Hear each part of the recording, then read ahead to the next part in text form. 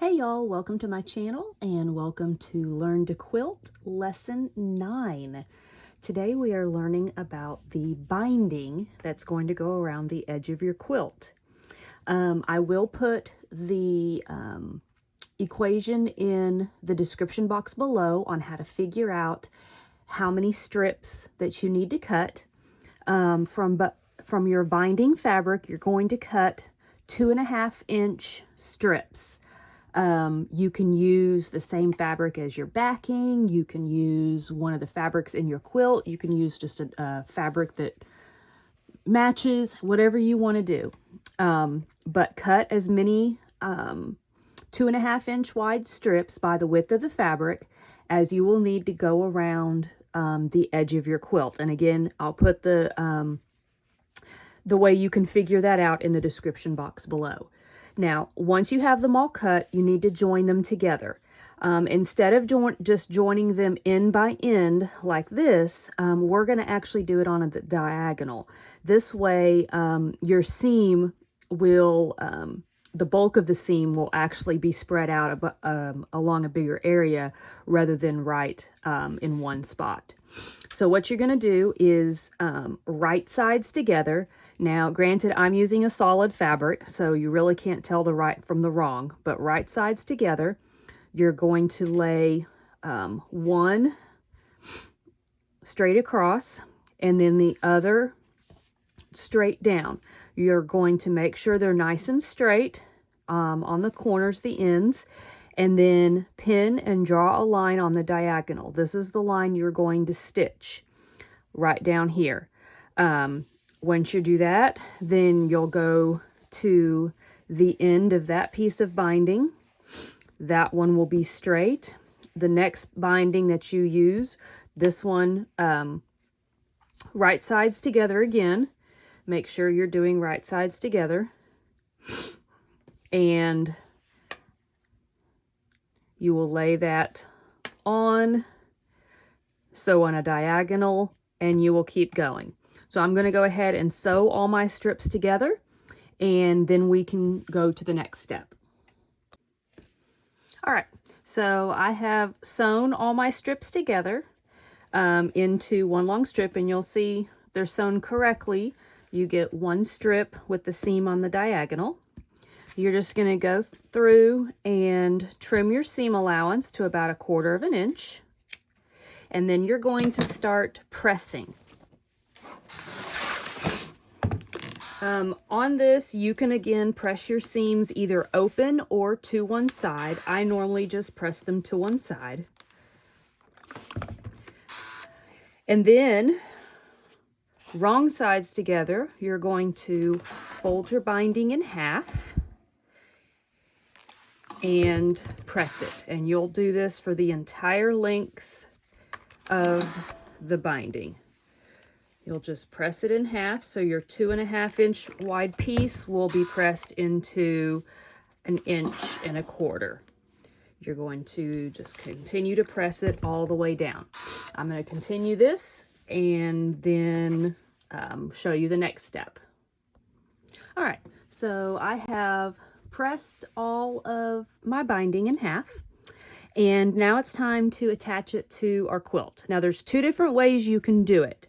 You can either sew your binding onto the front of the quilt, flip it over to the wrong side, and then hand stitch it down, or you can sew it on the back side, flip it over to the front, and top stitch it.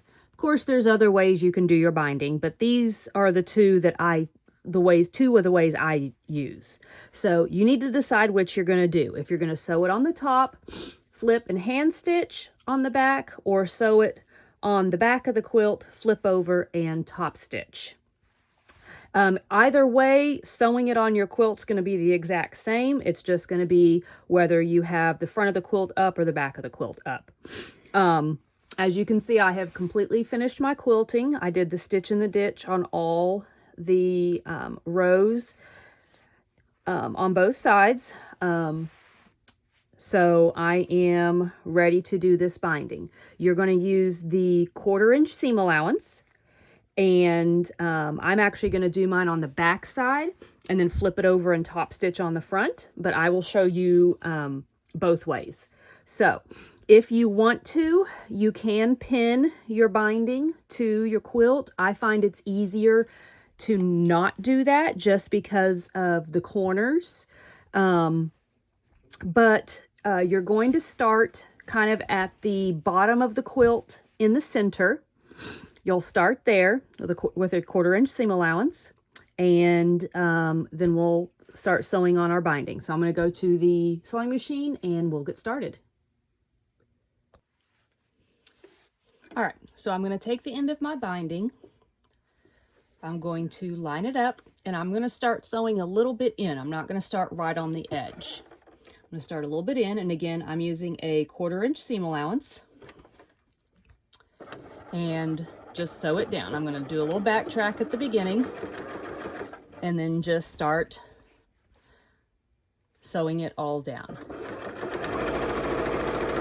And because you've done your quilting on it, everything should hold into place. Now, some people will go and do like a stitch just all along the edge just to hold everything down even neater before they sew the binding on, and that is just fine as well.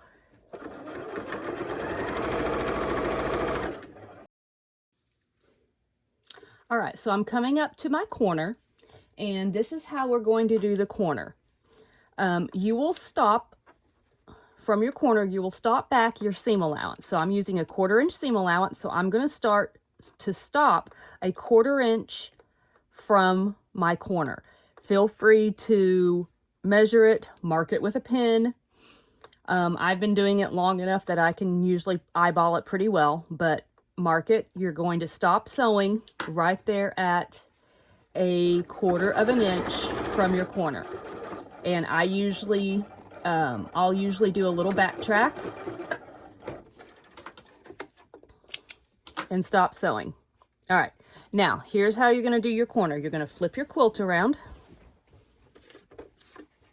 Okay, so you would be ready to sew down the next side. You're going to lift up your binding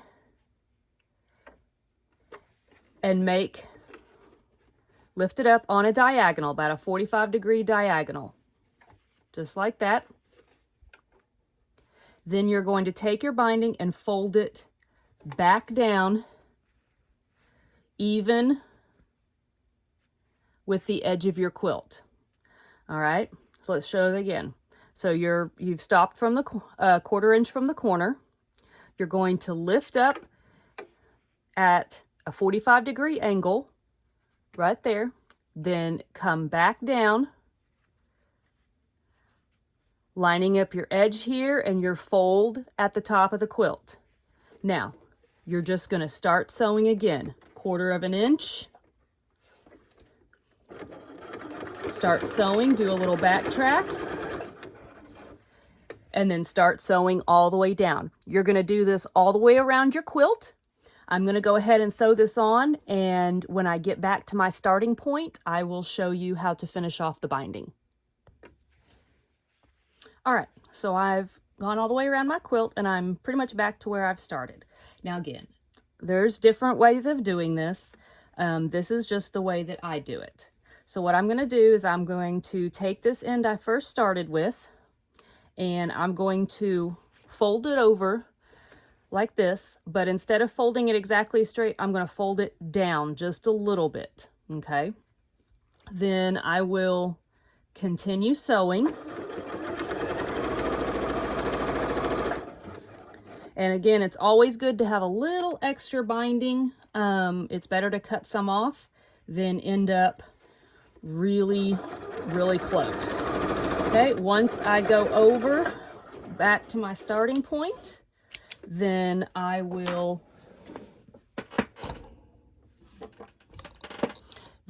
go ahead and cut off the rest of my binding, and then we are ready to flip it over to the other side.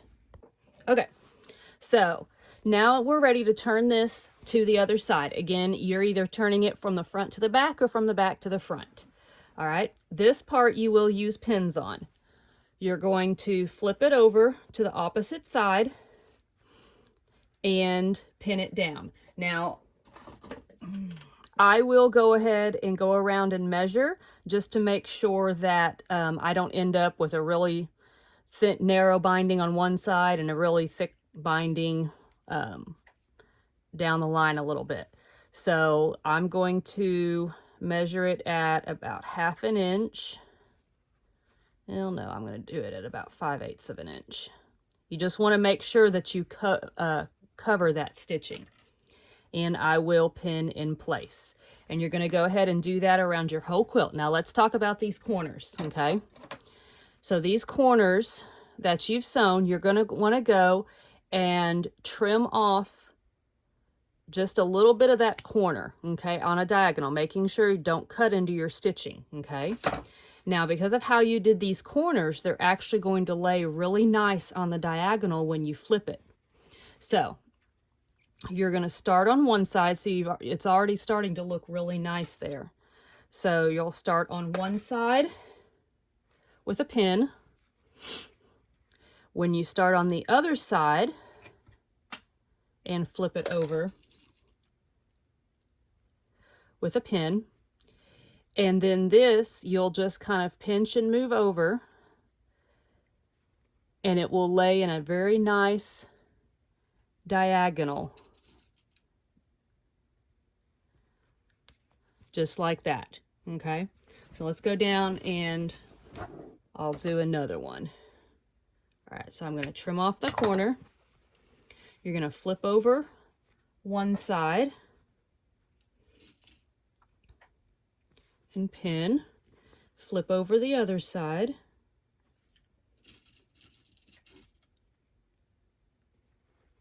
and pin.